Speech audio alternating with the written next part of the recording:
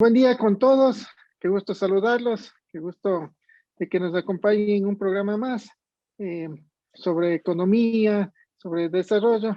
En realidad, en estos días eh, existe mucha discusión, mucho debate sobre los subsidios en el Ecuador, sobre todo ahora que estamos a puertas de unas nuevas elecciones de presidente de la República. El, Existe bastante discusión sobre los subsidios porque los dos candidatos ya se pronunciaron cuál es el punto de vista sobre esto. Este tema es un tema de mucha actualidad y de mucha discusión. En, pero también es necesario revisar de que si bien es cierto, en este momento están los productos, algunos subsidiados, otros no.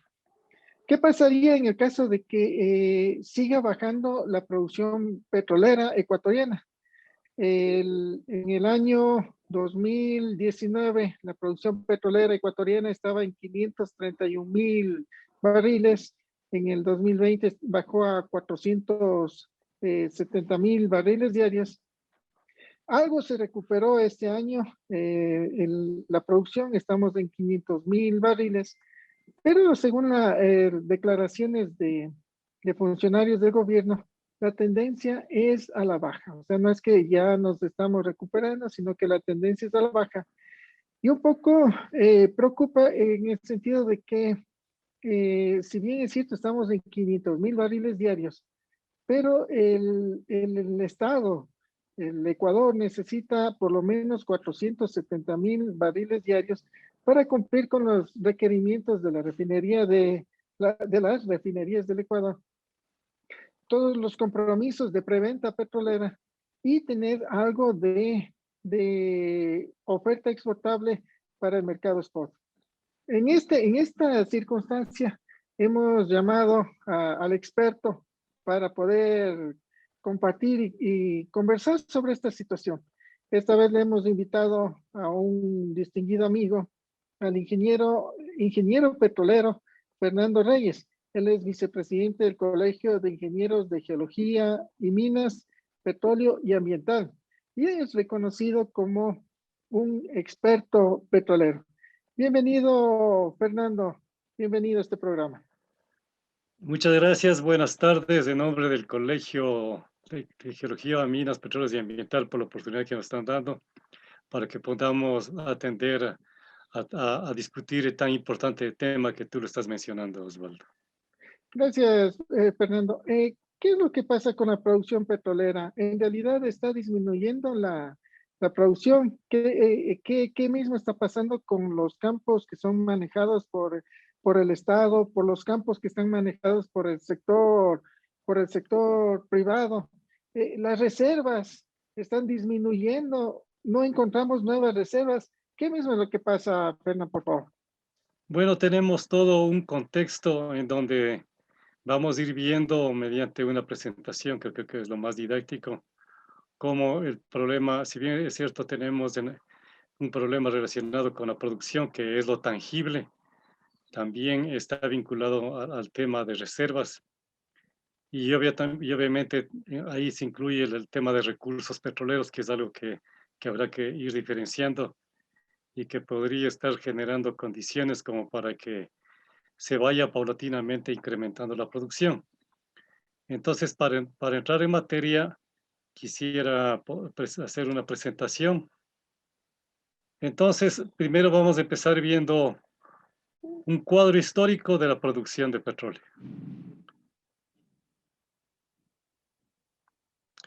Este es bien calientito, a pesar del frío, en donde se ve cuál ha sido desde 1972 para acá, la tendencia creciente, se puede decir, de la producción de petróleo, con algunos altibajos que tomaría todo el tiempo de la exposición explicar todo esto.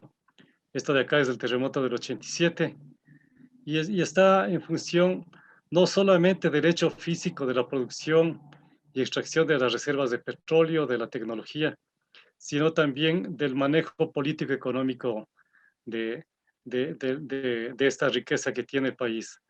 Hasta que hemos llegado a un pico el mayor pico en el año 2014, 204, voy a hablar en millones de barriles anuales, y vemos que desde ahí, asimismo, con pequeños altibajos, la producción empieza a declinar, luego sube temporalmente, sigue declinando y se espera que la producción vaya declinando hasta el año 2024, según previsiones que hizo el Ministerio de Energía. Pero aquí debo señalar que esto es la repetición de lo que ya ha pasado, que simplemente a la empresa estatal no se le dota de los recursos económicos para que pueda seguir invirtiendo en la extracción de petróleo, sino que tampoco tiene la autonomía que le consagra la Constitución, y también el hecho de que solamente pensar en que la perforación de pozos es suficiente como para incrementar la producción, parece que eso está ya teniendo sus límites, por cuanto el promedio diario por pozo, como vamos a ver más abajo, tiende a ser preocupantemente muy bajo. Entonces, ¿cómo podríamos revertir esta tendencia?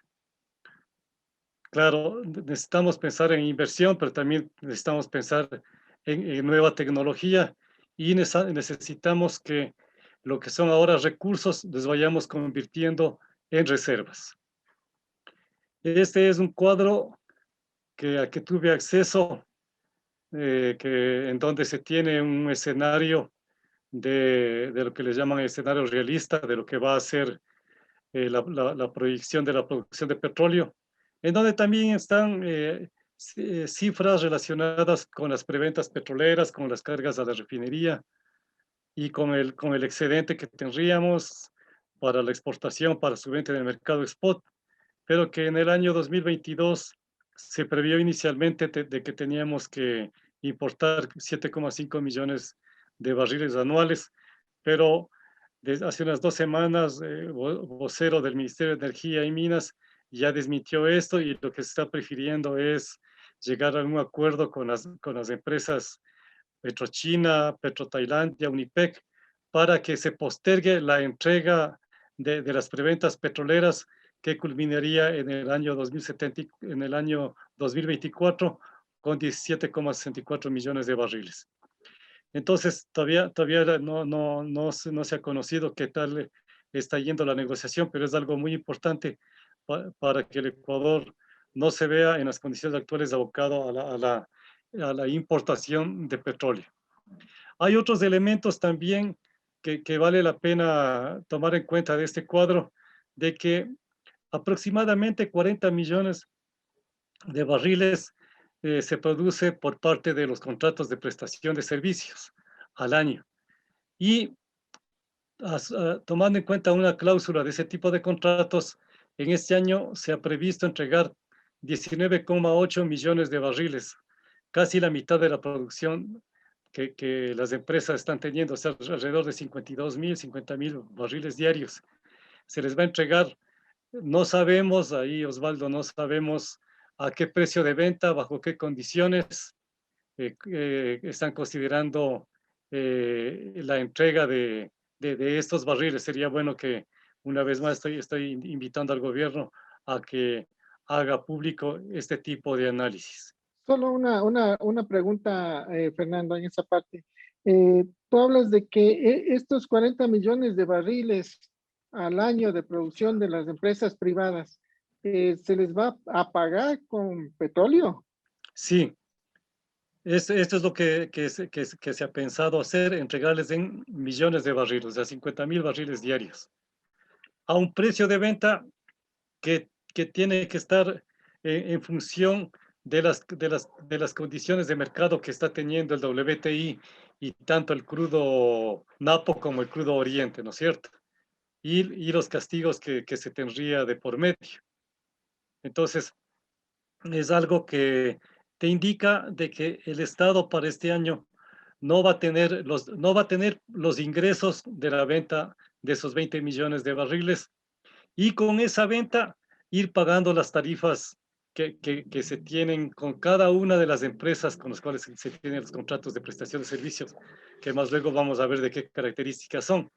que a lo mejor hubiera sido más conveniente que ir entregando eh, cada cierto tiempo una cantidad de X de barriles al conjunto de empresas, o no sé si serán a todas las empresas, no sabemos si será a un grupo de empresas. Eso esperamos saber lo más rápido posible, si es que, repito, el gobierno tiene la bondad de indicarnos cómo va a ser esta negociación de entrega de esos millones de barriles de petróleo. Esperemos que Entonces, tenga la bondad de explicar esta cosa. Continúa, Fernán, sí, gracias. esto es una, una figura en donde, tomado del periódico digital Primicias, en donde se tiene también, con los datos del ministerio, obviamente, la predicción de las producciones que vamos a tener los próximos 4 años. O sea, aquí se ve que la tarea del próximo gobierno precisamente es por lo menos llegar a sostener la producción que se tiene actualmente durante los próximos 4 años. Esa es la primera tarea. La segunda es tratar de incrementar y ver cómo lo hacemos. Y se tiene asignaciones presupuestarias anuales para que esta producción venga ocurriendo, que es con este cuadro que estáis complementando el análisis que nos da la información anterior.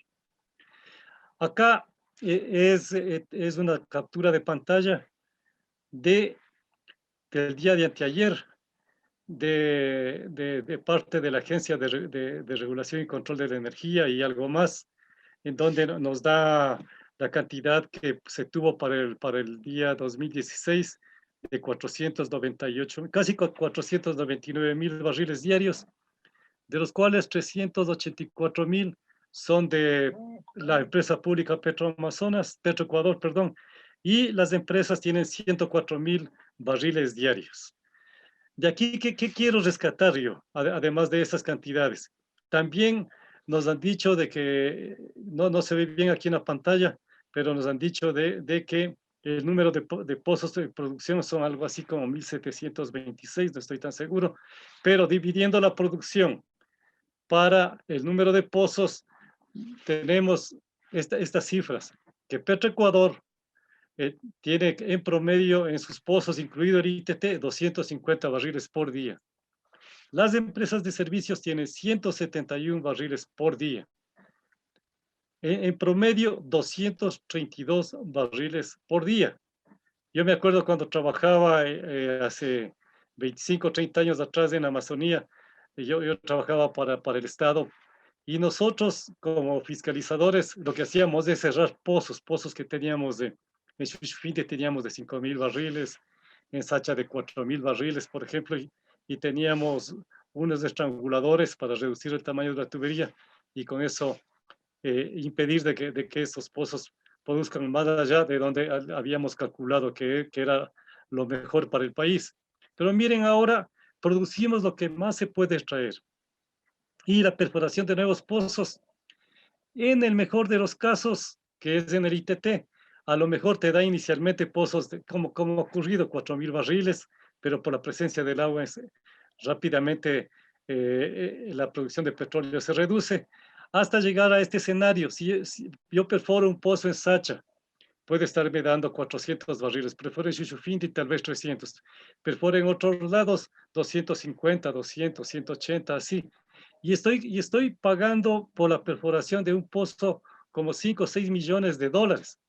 Entonces, si tú divides eh, esas producciones tan bajas, lo único que estás haciendo es alargar en el tiempo la amortización de esas inversiones, y por eso es que nuestro petróleo se está volviendo extremadamente caro extraerlo. Estamos ya viendo el final del túnel de la extracción de petróleo que se está teniendo con los 1,732, creo, pozos que se tiene en este momento en producción. Esta es una realidad tangible a la cual, si vemos desde el punto de vista de la ingeniería y de la economía, tenemos que atenderlo. No es un problema legal, es un problema de ingeniería y de economía. ¿Qué hacer? ¿Qué hacer? Pero antes de entrar en esto, quisiera explicar este asunto. ¿Cómo tenemos aquí? Voy a tratar de hacerlo lo más didáctico. En lo que se conoce como el sistema el potencial hidrocarburífero del país, tenemos una división que está abajo en este cuadro, en donde lo más importante es lo que se denomina las reservas probadas, que son las que efectivamente tienen las condiciones económicas, operacionales, ambientales, para que sean extraídas. Esa cantidad de barriles que estaban, de pozos y de producción que estábamos viendo hace un momento, obedecen a que son áreas que tienen reservas probadas. Ya, pero hay una buena cantidad de recursos que se requiere que las reservas posibles se conviertan en reservas probables y a la vez las probables se tornen reservas probadas, por un lado. Por otro lado, recursos prospectivos como por ejemplo la porción sur del campo ITT en Ispingo, en donde no se puede ir a taladrar y a producir por el tema de la intangibilidad del territorio taromenane y el área de transición. Ese es un recurso prospectivo, un recurso contingente, que no puede extraerse debido a eso mismo, no es una contingencia que el Ecuador tendría que superar, o sea, eliminar ese riesgo socioambiental para que este recurso contingente se vuelva reservas probadas. Y asimismo hay otros prospectos que ya tienen, ya se ha calculado los recursos, pero de forma similar. Hay ciertos elementos del análisis de riesgo que forman parte como parte de recursos prospectivos, luego tiene que convertirse en recursos contingentes y por último reservas probadas, que son las que efectivamente tienen valor a nivel del comercio internacional. Sí, y eso es lo más importante. Ahora, ¿cuánto es lo que tenemos en números generales? Reservas probadas tenemos hace 2 años 1.302. Y este momento creo que estamos para arrancar este año con 933 millones de barriles. Aún conservamos el número de 277 millones de barriles como probables y como posibles 660 millones de barriles. Recursos contingentes tenemos 1.511 millones de barriles y recursos prospectivos tenemos 694 millones de barriles. Tenemos alrededor de 4.400 de números redondos entre reservas probadas, reservas probables, reservas posibles, recursos contingentes y recursos prospectivos. Entonces, la tarea es las reservas, lo que se dice más acá arriba, ir convirtiendo reservas posibles en probables y en probadas, ir convirtiendo recursos prospectivos en contingentes y en reservas probadas. O sea, en otras palabras, físicamente sí tenemos la presencia de más petróleo, más allá del número tan bajo de reservas que dije hace un momento.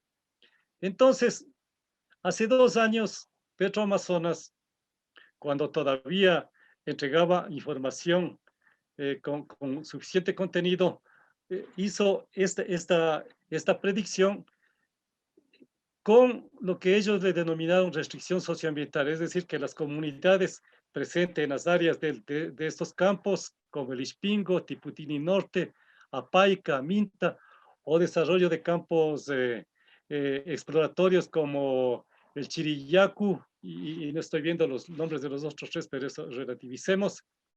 Eso no podemos convertir en reservas probadas porque tenemos ese problema de que el riesgo socioambiental tenemos que superarlo y para lograr eso, el próximo gobierno tiene que hacer todo digamos, repensar las relaciones comunitarias de tal manera de que tanto el Estado, las empresas de las comunidades sean beneficiadas de la extracción del petróleo de estas nuevas áreas. Con los recursos, sin incluir los perfiles en la producción. Estos campos, para este año se esperaba tener en el área de la empresa estatal 452.000 barriles. Y como está presente el riesgo socioambiental, se espera tener 393.000 barriles. En otras palabras, más de 50.000 barriles que se pensaban tener en este año, no se los va a extraer. Si es que se elimina o se bajan a niveles razonables la restricción o el riesgo socioambiental, entonces para el año 2000, entre el 2025 y el 2026 estaríamos en las áreas de la empresa estatal con 500.000 barriles diarios. Si lo sumamos a los 90.000 barriles diarios u 80.000 barriles diarios de las empresas de servicios, estaríamos llegando a los 560.000, 580.000 barriles, siempre y cuando esto se reduzca, digo, a niveles tolerables, este tipo de restricción socioambiental. Entonces, la tarea del próximo gobierno es tomar lo que se tiene a mano como para que, por un lado, la caída de la producción se detenga y por otro lado se vayan incorporando nuevas áreas para que aporten con su producción. Si el Sí, gobierno, en esta partecita, Fernán, lo que tú nos dices, claro, le queda una tarea para el próximo gobierno, lo que se refiere a incrementar las reservas probadas, incrementar el potencial hidrocarburífero del país. Pero en esta parte también, tú que dominas el tema, en los campos supuestamente que ya están secos o que ya no están en producción, se puede aplicar la recuperación mejorada. eso vamos a ver más luego.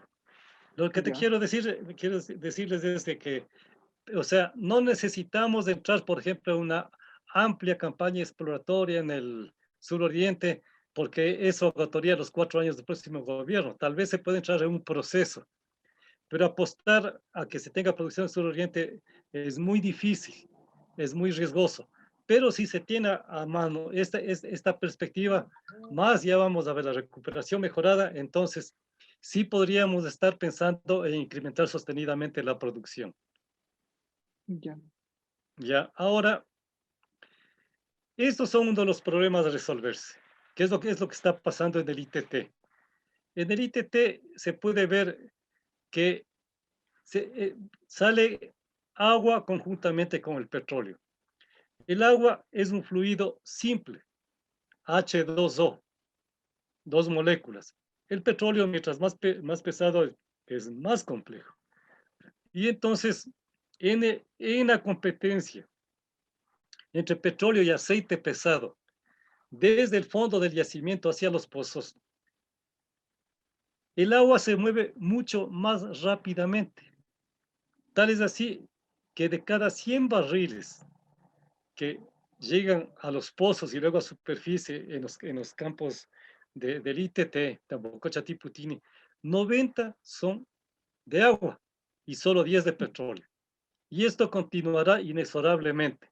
Entonces, acá arriba tenemos la curva de la producción total, agua más petróleo. Miren, en rojo, medio naranja, la curva del agua. Y esta es la curva del petróleo.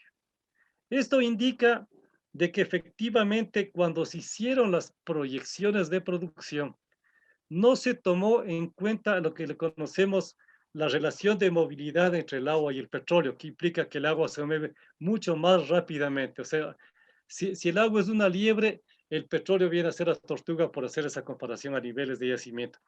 Este es uno de los temas que desde el punto de vista de la ingeniería y de la tecnología tiene solución parcial. En otras palabras, puedo yo tal vez impedir de que el agua, la cantidad de agua ya no crezca más, y eso significa que mantenga la cantidad de petróleo. O puedo yo ir reduciendo, no mucho, 5%, 10%, no hay que ser tan optimista en esto, pero eso significa ganar petróleo. ¿Por qué no se hace ese tipo de cosas? ¿Por qué en ingeniería que se tiene en el ministerio y en las empresas como Petroecuador principalmente no hay este tipo de enfoque que en las universidades nosotros les estamos enseñando, en las maestrías también? ¿Y por qué no se toma en cuenta esto? Porque hasta ahora el negocio petrolero es perforar pozos y separar el agua con el petróleo en superficie y utilizar químicos. O sea, mientras más agua, más gastas en químicos y por lo tanto se vuelve más caro tu petróleo. Este es uno de los problemas a analizarse, a solucionarse. Si no, cualquier nuevo campo con petróleo pesado va a tener el mismo problema. Esto es un gráfico general respecto a lo que significaría la recuperación mejorada de petróleo. Imagínense, imagínense de que se ha calculado de que el petróleo descubierto es de alrededor de 40.000 millones de barriles. En los campos en producción, posiblemente cuando se acaben las reservas que estábamos viendo, nos van a quedar como 25.000 millones de barriles o algo así en el yacimiento, en los diferentes yacimientos. ¿Por qué se ha quedado en unos casos? Porque la presión bajó. En otros casos porque el agua le fue ganando al petróleo y el petróleo va quedando atrás. No es que cuando se dice se acabaron las reservas, más parece que tiene un límite económico que físico. Ya, eso es lo que está pasando a nivel del mundo. Entonces lo que hacemos es, ahora se tiene más de 30 proyectos inyectando agua y según Petroecuador se incrementaron las reservas en 184 millones de barriles. Según una tesis de la Politécnica Nacional con el auspicio del Ministerio de Energía, se produjeron por inyección de agua como 186 millones de barriles y el factor de recobro subió un 6-8%. Entonces, lo que tenemos que hacer es masificar este tipo de proyectos, pero optimizar la inyección de agua con algo más. Optimizar significaría volverle una especie de agua jabonosa. Cuando nosotros tenemos aceite en las manos, ¿qué hacemos? Simplemente nos jabonamos y eliminamos una parte de la brea del aceite, ¿no es cierto? Es algo así, es la recuperación mejorada. Y con eso podríamos estar añadiendo nuevas reservas y extrayendo más petróleo. Puede ser 20.000, 30.000, 40.000 barriles de petróleo diarios, no me quiero irme más arriba, pero que ya sería un hecho importante que además podría ser poco costoso, por cuanto para extraer agua, todas las inversiones son para petróleo. Y por lo tanto, si sale agua y sale gas, no tiene nada que ver producto de las inversiones a petróleo. Y entonces, en el caso del agua, lo que tienes que hacer es añadirle algo. Y estamos viendo la perspectiva de que utilicemos biotecnología con ciertos cultivos amazónicos para generar, por ejemplo, biosurfactantes, añadir al agua y movilizar más petróleo del yacimiento a los pozos. Entonces, esperemos de que el próximo gobierno tenga una política clara en esto del control de agua y en el control y digamos, en la recuperación mejorada. También tenemos la opción de Pungarayacu, 6.000 millones de barriles que se descubrieron. Yo trabajé con la empresa Ibajo cuando inyectamos vapor de agua y pudimos ver de que el vapor de agua le traspasó su calor al petróleo, se redujo la viscosidad y pudimos extraerlo a superficie. Pero el cuello de botella era que tenías que tenerlo caliente todo el tiempo ese petróleo para que puedas bombear a condiciones del oleoducto, además de la cantidad de petróleo que se extrajo fue muy, muy baja. Pero lo que se puede es pensar Pungarayacu como un proyecto integral, o sea, extracción más refinación en sitio, en la provincia de Napo. Asimismo, esperemos que el próximo gobierno tenga, digamos, la habilidad de generar condiciones con los técnicos ecuatorianos, los economistas ecuatorianos, para que podamos de Pungarayacu hacer un proyecto integral. Genial. Genial, me parece todo esto, mi estimado Fernando. En lo que decíamos hace un rato, es necesario, queda esto de tarea al gobierno, pero prácticamente tú ya le hiciste los deberes, una parte del deber. Y esperemos que el próximo gobierno se deje asesorar de técnicos como tú, que tienes vasta experiencia en esta situación. Este es un cuadro aplicando técnicas de ingeniería en donde hace más de 10 años calculé que en los campos de lo que es ahora la empresa pública Petroecuador se podían añadir 1.463 millones de barriles de reservas. Que si divides para 25.000 millones es un 8%, no más de eso. Entonces, desde este punto de vista, en las universidades, los estudiantes hacen este tipo de cálculos, pero sales a la vida profesional y no hay este tipo, repito, de ingeniería que se esté empleando masivamente en nuestros campos. Ahora, podemos ya pasar al tema si no hay alguna pregunta de esto, podemos ver ya el tema de los combustibles tal vez y Sí, de la matriz sí, yo, energética. perfecto. Antes de entrar a lo de los subsidios, también yo creo que en esta parte del tema petrolero es necesario también de que el próximo gobierno también se preocupe de revisar no solo los contratos con China, con Tailandia de venta petrolera, sino también todo lo que se refiere a los contratos de producción de explotación petrolera. Sí, sí lo tengo y me iba a saltar eso. Luego, ya vamos a ver a continuación a detalle eso, este Bueno, momento. en todo caso, en estos últimos 5 minutitos conversamos de los subsidios y otro rato hablamos de los contratos, mi estimado Fernando. Ya verás. El tema de los subsidios le estoy enfocando desde dos puntos de vista muy generales. Esto es el tema de la contratación de servicios. Ya. Le estoy viendo o sea, no estoy tratando de estar a favor o en contra. Simplemente lo que yo siempre vengo diciendo es de que casi ningún gobierno desde hace más de 40 años ha cumplido con el artículo 5 de la ley de hidrocarburos que dice que el objeto de la explotación hidrocarburífera es que se exploten con el objetivo primordial de que sean industrializados en el país. En ¿Qué refinados, así significa? es. De que efectivamente esto implica de que si estuviera cumpliendo este artículo, no tendríamos que importar combustibles, no tendríamos que seguir quemando el gas asociado, sino que tuviéramos la capacidad de refinación suficiente y de procesamiento del gas asociado como para no importar. De acuerdo que en 1983, con el gobierno de Osvaldo Hurtado, en la zona de Atahualpa, en la península de Santa Elena, se pensó construir no solamente una refinería, sino también una planta petroquímica con una capacidad de 70,000 barriles diarios.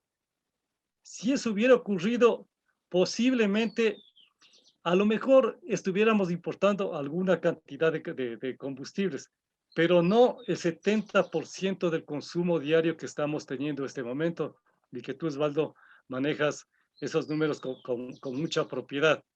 Entonces, si los gobiernos, incluido el actual, no están cumpliendo con lo que les obliga la ley de hidrocarburos en este caso, entonces, ¿cuándo se ven obligados los gobiernos a importar los combustibles a los precios que les venden los importadores, porque no estamos comprando en las refinerías, sino los intermediarios, y los venden aquí a un precio menor, establecen la diferencia y a esa diferencia le llaman subsidio, que no está eso definido en ningún artículo o reglamento de la hidrocarburos.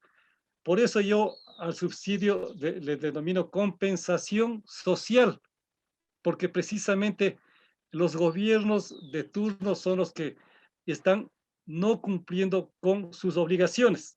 Aquí en estos gráficos de acá abajo se puede ver que se tiene el acumulado de la producción de petróleo hasta el 2017. Tengo este gráfico, lo voy a actualizar.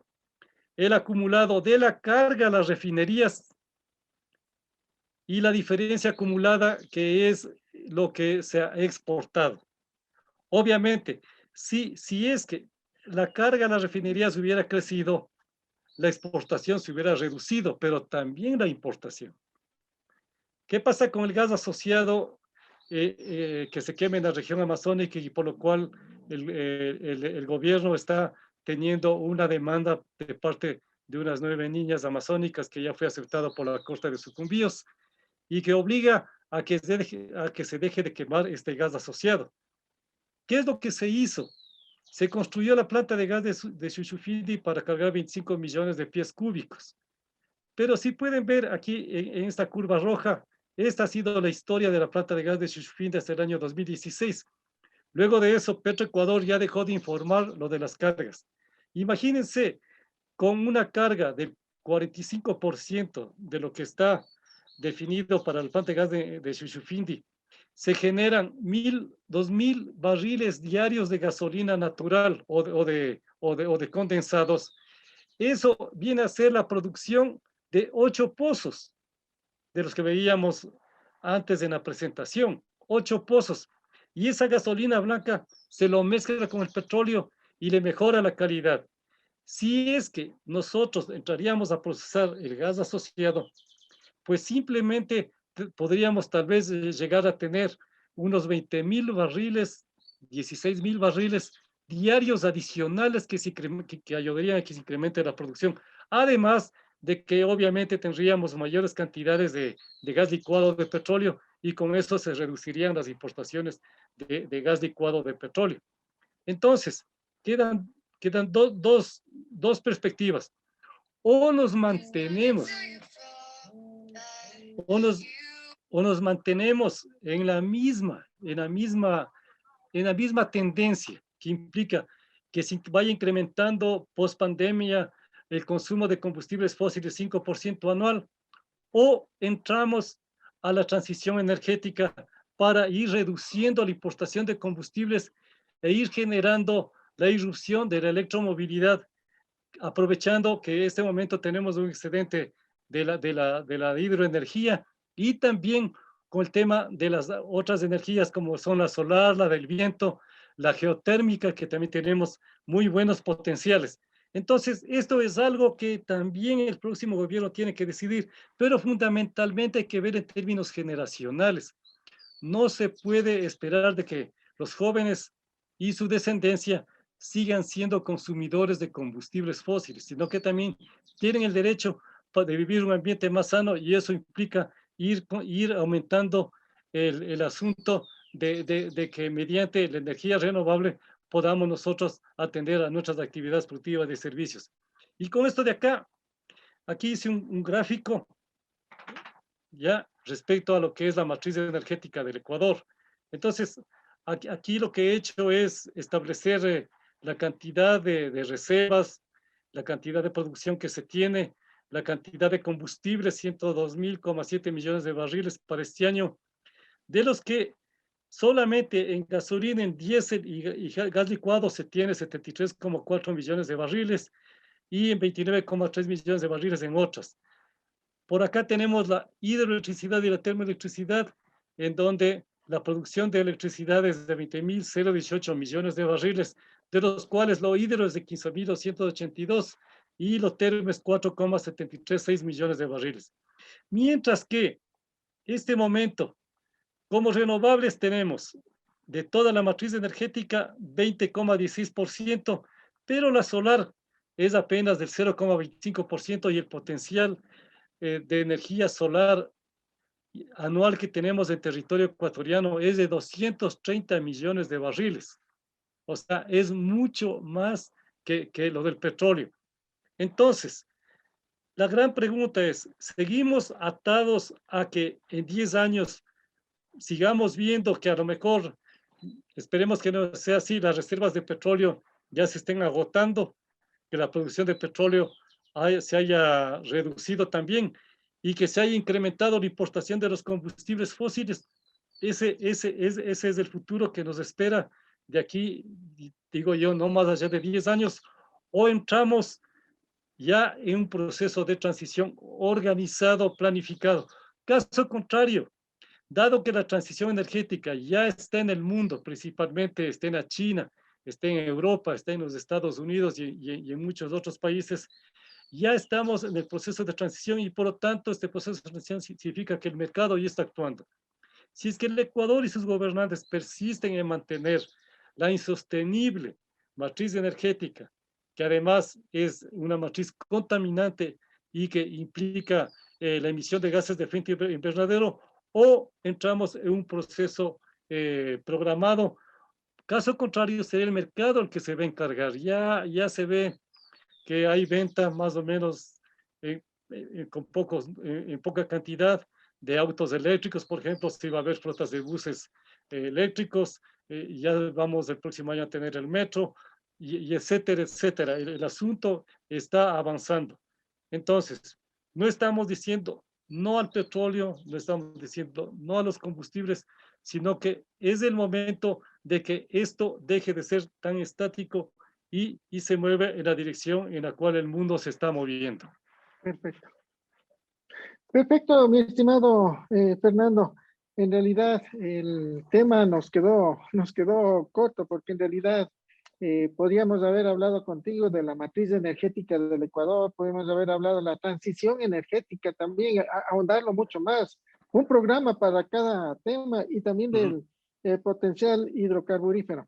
Sí, y lo que tú dices es cierto, o sea, si se hubiese cumplido con el artículo 5 de la ley de hidrocarburos, simplemente, o sea, se hubiese dado prioridad a la refinería nacional, pero también nuestras refinerías y con refinería potenciada, la de Esmeraldas, producimos combustibles que muchos de esos ni siquiera se consumen aquí en el país, como es el fuel oil, o sea, el fuel oil número 4, el fuel oil número 6. Se O sea, prepara eso. claro, o sea, tenemos nosotros productos que más bien exportamos e importamos otros tipos de combustibles que necesitamos aquí en el país. El tema de subsidios, está terminando un gobierno que en realidad, si bien es cierto, puso el dedo en la llaga en lo que se refiere a la, a topar el tema de subsidios, pero en realidad fue una mala su aplicación de reducción de subsidios, fue una política antitécnica y además fue todo esto antitécnica porque fue inconsulta, o sea, no permitió que llenar de más elementos de juicio de personas que conocían de medio. Estimado Fernando, te agradezco muchísimo por habernos colaborado con este programa y para los próximos también te estaremos invitando. Muchas gracias, Bueno, está Fernando. bien. No nos quedó pendiente de esto el asunto del análisis de la contratación petrolera. Sí, ves otros temas más, entonces ya tenemos más temas para invitar. En todo caso, te agradecemos Bueno, muchísimo por tu muchas presencia. gracias. Muchas Sí, gracias y por la invitación y continuamos en el proceso. Que estés muy bien. de igual manera, un gusto, Fernando. Pases bien. Chao, chao. Hasta luego.